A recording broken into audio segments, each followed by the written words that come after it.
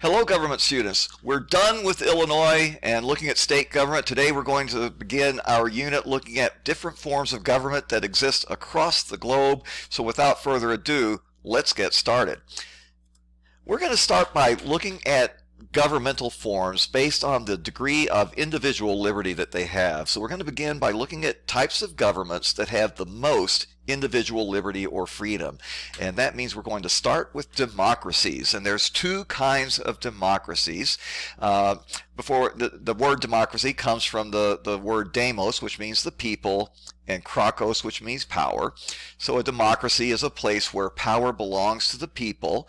That goes back to ancient Greece. We oftentimes look at Athens as being the example of the first more or less democratic system of government, although there were certainly some issues with their democracy, but still that's kind of where democracies began.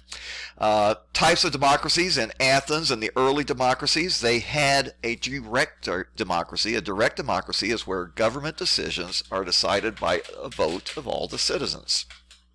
This really isn't practical in modern societies. Of course, ancient Athens that had a direct democracy had a population probably of 20 or 30,000 people is all. We have a population in the United States today of 330 million. So it would be pretty impractical for us to try in the United States to have a vote of all the people on all decisions, mundane decisions like, tax rates and tax policy and traffic laws, that sort of thing. So yeah, it wouldn't be too practical. When you do have direct democracy, typically the election would be run by, or the governmental decisions would be run by referendum, where all the citizens get to vote on an issue.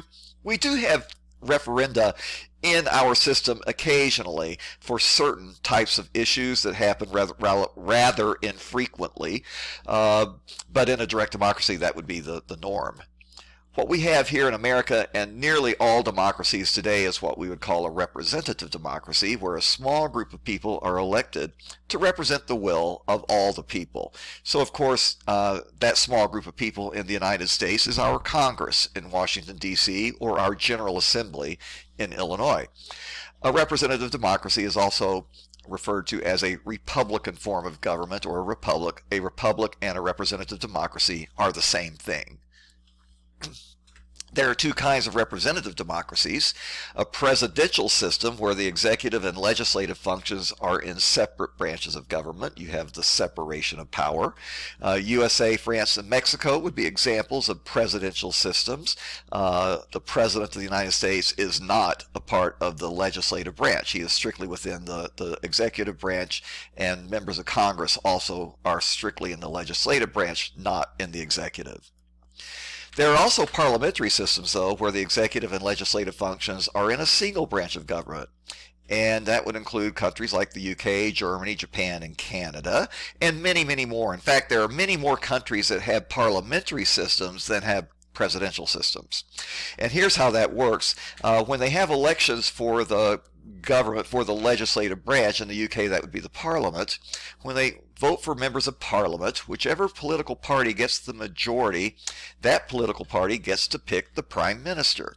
And the Prime Minister then will form a cabinet which becomes the government of the UK, and that government then again is a part of the majority party in the Parliament, in the legislative branch. But that government assumes executive power. So the Prime Minister of the UK is somewhat comparable to our President. He's the head of the executive power, but he is still a part of the legislative branch. So that's how that parliamentary system works. Germany is the same thing. Some parliamentary systems have a president, but his role is largely ceremonial. That is, the president has very little true political power. Germany, for example, has a president, but his role is ceremonial. He opens up each session of the parliament in Germany, which is called the Bundestag. He might represent Germany in ceremonial occasions, like if the president comes to Germany, the president of Germany would greet the President of the United States, that sort of thing. Very much a ceremonial role. Then we get a little bit less individual freedom, and we move to a one-party system. In a one-party system, you have rule by a single political party.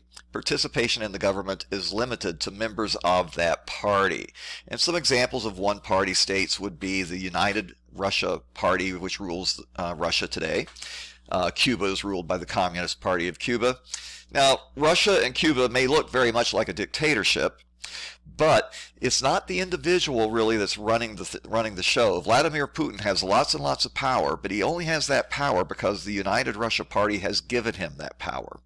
The United Russia Party could conceivably take that power away and give it to someone else. So it's really the party that's in control. Same is true of Cuba.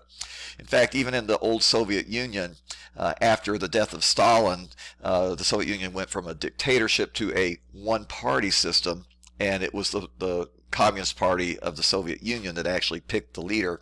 And occasionally they got tired of the leader and kicked him out and replaced him with someone else. Then we move to dictatorships. A dictatorship is, of course, very much lacking in individual liberty. This is ruled by a single individual or a small group of people. A dictatorship of one person is called an autocracy. And the thing that characterizes a dictatorship is that the authority of the dictator is not limited by constitutional law. And examples of dictatorships would be the USSR under Stalin, and then, of course, Nazi Germany under Hitler. In those cases, it was the dictator who controlled the party, not the party controlling who would be dictator. So both Hitler and Stalin had ultimate power in those two countries. There are some examples of dictatorships that are more like a dictatorship of a small committee. This has been typical in history in South America especially, and in Central America, where you might have a group of military leaders, maybe 4 or 5 military leaders who form a small ruling committee, and then they run the country, much like a dictatorship, but it's not one person, it's a group of people. Some dictatorships have become hereditary. North Korea, for example, the guy that first ruled North Korea beginning in the 1940s actually ruled there for many, many years, and then when he died, his son became the dictator of North Korea. And when that man died, his son became the dictator of North Korea, and that's Kim Jong-un, who is the leader of North Korea today. Syria is the same thing. The current dictator of Syria is the son of a previous dictator of Syria. So even though they're typically not called kings, they kind of rule as if they were kings, because they have seemed to have gotten their power just based on their family connection and being the child of a previous dictator. The Economist magazine comes out of the UK, and it's a highly respected news journal, not dealing with just economics, as the name might imply, but with all sorts of issues. And it's really one of the most highly regarded publications, truly, in the world. Every year they come out with the Democracy Index, and in their index on this map, the greener you are, the darker shade of green, the higher ranking you have in democracy. That is, you have more political freedom and more liberty granted by the government. And you can see then that Canada and the countries of Scandinavia rank very, very highly in the Democracy Index, higher than the United States. The deeper the shade of red, the less democracy you have, the more autocratic you are, or the more authoritarian, where the government exercises all the authority. This is the Democracy Index of 2019. Take a look at Central Africa, and look at Central America too. Let's see how that changed. This is 2019. Let's look at what it looks like in 2021, the last year they produced this index. You can see that Central America has become more autocratic, less democratic, and Africa as well has become less democratic, a little bit more autocratic. There's more deep red countries showing up there. The world has become a little bit more dictatorial, less autocratic in the last few years. There have been some good news stories. South America shows up with more green than it did before, so it's doing a little bit better. But all in all, it's been a little tough. You might also wonder why the United States is showing up less democratic than other countries. And if you think about it, since the election of 2000, for example, we have had 2 presidential elections in which the man that ended up being president got a minority of the presidential vote. He got into the presidency by winning what we call the Electoral College, which we'll talk about later. but more Americans voted for their opponents than voted for them, and that was Donald Trump and George W. Bush in 2000. So that's an issue reflecting the degree of democracy that we have. Of course, the events of January the 6th, 2021, in which people, a large number of people refused to accept the results of a democratic election and went so far as to storm the Capitol building and defile it, that would also indicate a problem in the United States with its democracy when a large number of people refuse to accept the results. So we've got room for improvement, I guess. Let's talk about a monarchy, another form of government. A monarchy, the word comes from Greek, of course, monos meaning one, archos meaning rule, so technically it's the rule of one person. But in reality, what we talk about with a monarchy is a situation in which power is hereditary. There are two types of monarchies. We have absolute monarchies, and of course in this case the monarch has absolute power with little or no legal restraints. Saudi Arabia today would be an example of an absolute monarchy. Pre-World War II Japan, when you had the emperor who was almost revered like a god, that was an absolute monarchy. An absolute monarchy is basically the same thing as a dictatorship, except in this case the ruler gets his job by hereditary means, not by just a power play. We also have constitutional monarchies where the power of the monarch is limited by constitutional law.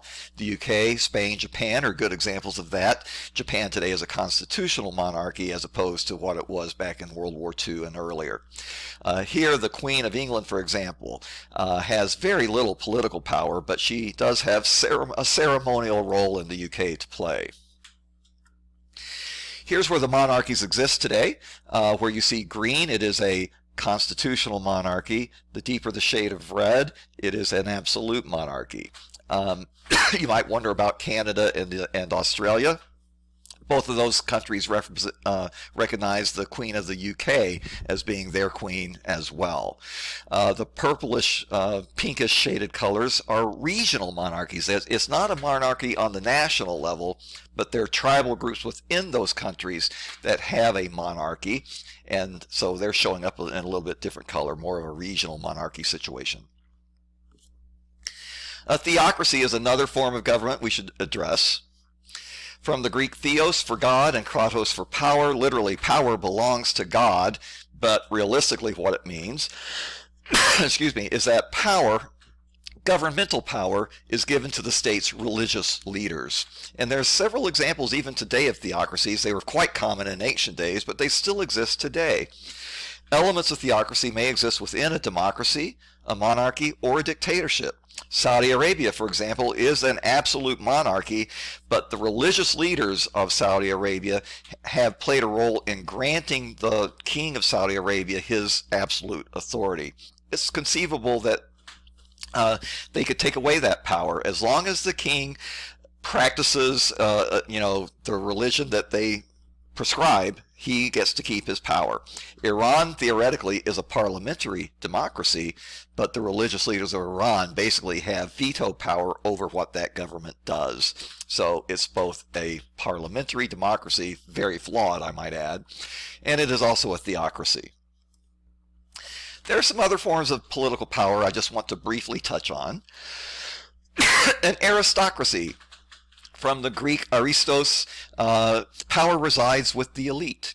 And when we think of our aristocracies, we think of places where you have a count or a duke or a lord or an earl, those types of hereditary positions. England used to be an aristocracy in which those aristocrats had actual political power on a limited level. Today, of course, they do not have political power. Very few aristocracies exist in the world today where the aristocrats have true power.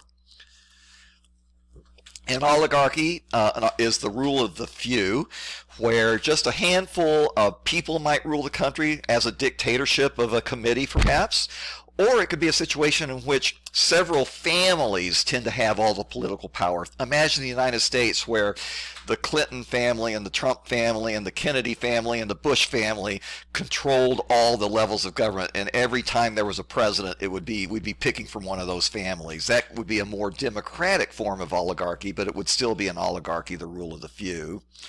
And finally, a plutocracy where power resides with the wealthy. Even here in America, we have a little bit of that. So with that, we're going to stop.